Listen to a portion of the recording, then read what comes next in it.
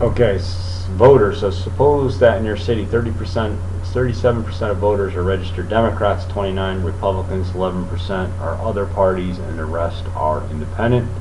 You are conducting a poll, okay, by calling registered voters at random, and your first 3 calls was the probability that you talk to blank. Okay, so here's what we got. So if we add these up, this is 40%, 40% plus 37% is 77%, so the percent of independents must be 23%. That gives us 100%, okay? So now,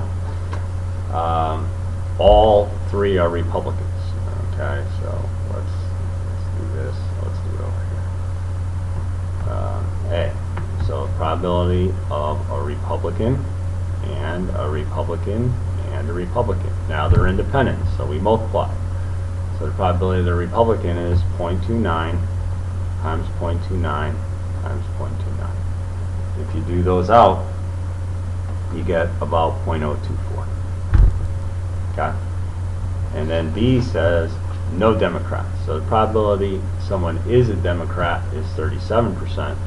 So the probability that they're not Democrat and not a Democrat and not a Democrat.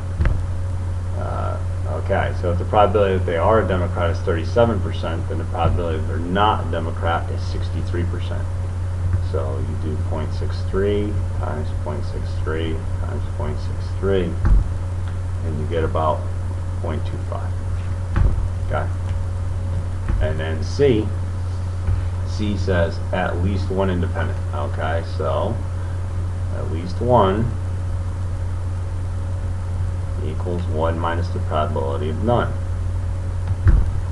Okay, so 1 minus the probability of not independent, and not independent, and not independent, which is 1 minus, now the probability that somebody is independent is 23%, so the probability that they're not independent is going to be 77%.